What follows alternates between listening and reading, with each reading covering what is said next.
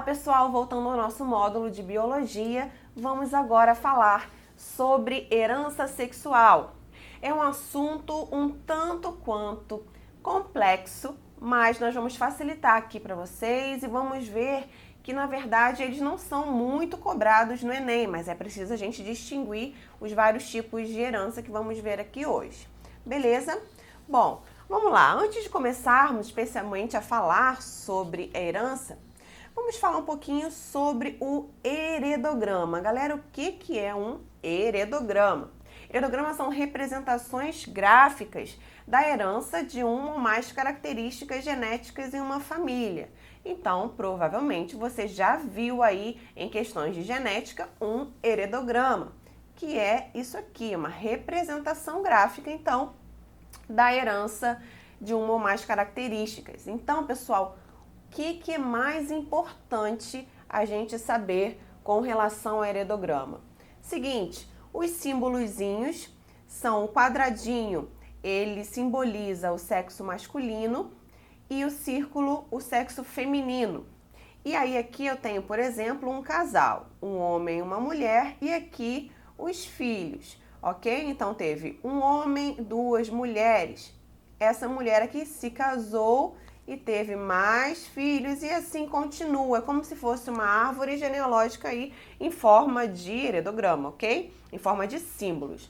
E aí, por que vocês estão vendo algumas coisas pintadinhas? Isso aqui é importante porque toda vez que a gente tem um indivíduo afetado por uma determinada característica que a gente está estudando ali, a gente vai pintar esse indivíduo, ele vai ser, o símbolozinho vai estar todo pintadinho aí para simbolizar que ele está afetado, que ele possui aquela doença, que ele possui aquela determinada característica ali em questão.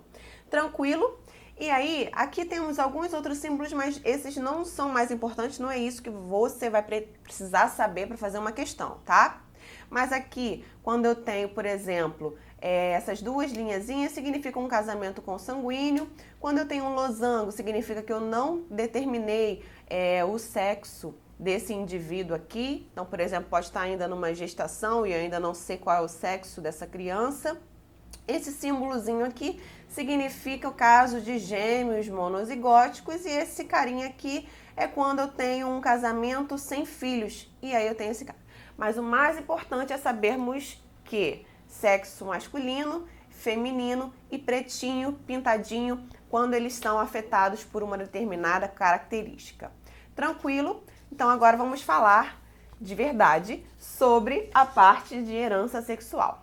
E aí, galera, a gente precisa saber qual é o tipo mais importante, o sistema lá mais importante de estudarmos, o que mais cai no Enem. Sistema XY. O sistema XY é o sistema típico de mamíferos, galera. E aí nós temos dois tipos. Sexo feminino, ele é dado pelos cromossomos X e X. E o sexo masculino é dado pelo cromossomo X e um Y. Então, vamos relembrar uma coisa.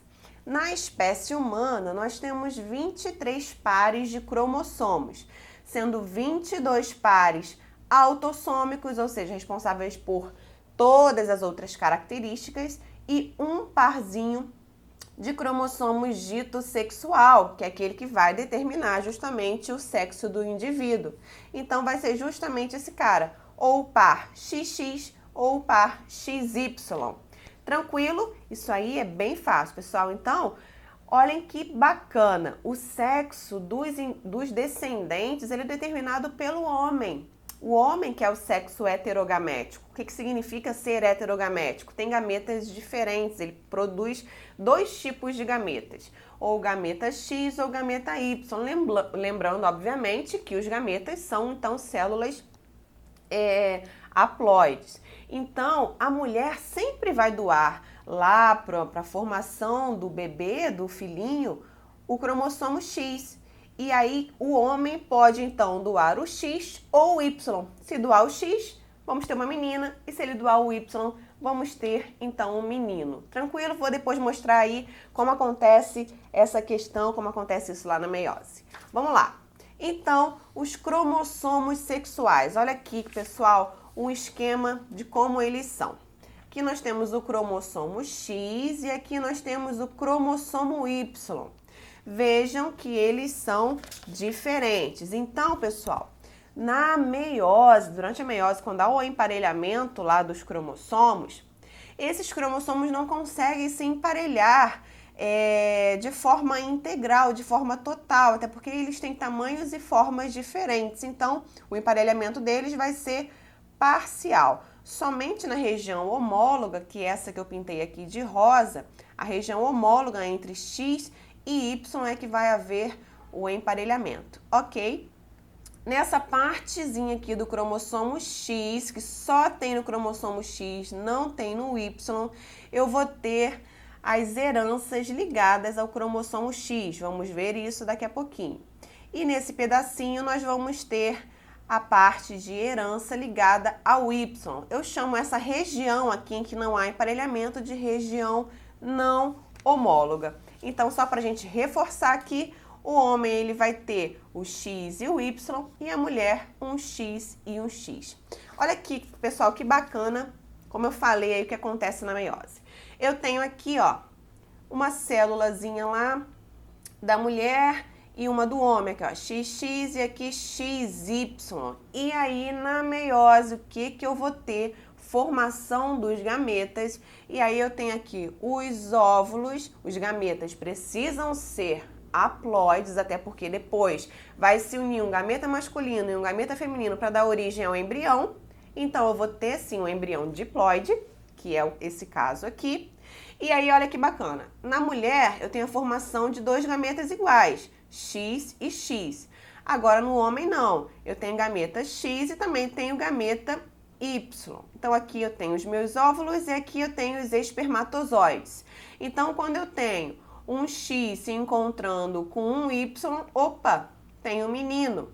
Quando eu tenho um X se encontrando com um X, eu então vou ter uma menina. Por isso que a gente diz que é o homem responsável pelo sexo do bebê, porque a mulher sempre vai dar o X lá. O homem é que vai ser o responsável. Se for o X, vai ser uma menina também. Se for o Y, vai ser um menininho. Beleza, pessoal? Bom, então é isso aí. Nos vemos na próxima aula falando mais sobre herança sexual. Até lá!